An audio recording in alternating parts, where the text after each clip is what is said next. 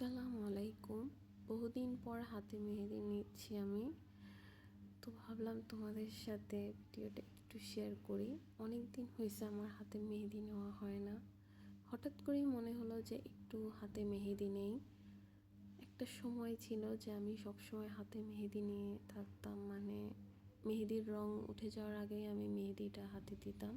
কিন্তু এখন আর আগের মতো ওইভাবে ভালো লাগে না মেহেদি দিতে। মেহেদি দিয়ে কালারের জন্য অনেকক্ষণ বসে থাকতে হয়, এটা এখন আর আমার কাছে এখন আর ভালো লাগে না।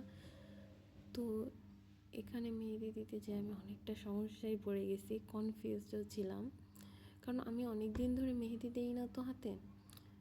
তো এখানে মেহেদি দিতে চাই, মানে আমি ডিজাইন সিলেক্ট করতে পারছিলাম না কোনটা দেবো। একটু চাচ্ছিলাম মানে সিম্পলের মধ্যে দিতে, কিন্তু ওইভাবে আসলে হচ্ছিল না। মেহেদিটাই আমার দেওয়া পছন্দ হচ্ছিল না।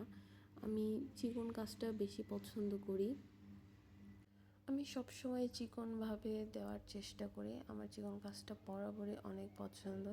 যবে থেকে মেহেদি দেওয়া শিখছি সবসময় চেষ্টা করি যে চিকনভাবে দেওয়ার, কিন্তু এই ডিজাইন দেখে আমি কোনোভাবে স্যাটিসফাই হচ্ছিলাম না।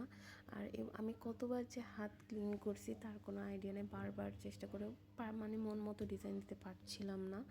পরে চিন্তা ভাবনা করলাম যে না, এবার ফেসবুক পেজে আমি দেখব। সো ফেসবুকে ফার্স্টে ঢুকে আমি একটা আপুর পেজ দেখছি, এটা হচ্ছে মেহেন্দি আর্টিস্ট হ্যাভেন।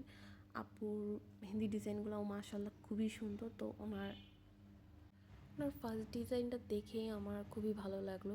আমি আসলে ডিজাইন কপি অত করতে পারি না, যদি মনে করি যে না অনেকটা সময় নিয়ে তাহলে হয়তো পারি, কিন্তু আসলে আমার কাছে এতটা সময় ছিল না, তাই আমি ওইভাবে করতে পারতেছিলাম না। আমি চাচ্ছিলাম তাড়াতাড়ি কিছু একটা করতে।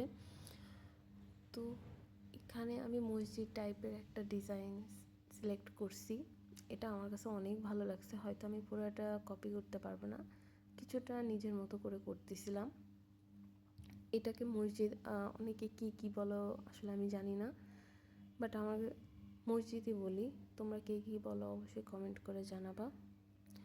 ভিডিওর নেক্সট আজকে পুরো ডিজাইনটা হয়তো দিতে পারছি না, এটা ভিডিওর পুরো ডিজাইন দেখতে হলে নেক্সট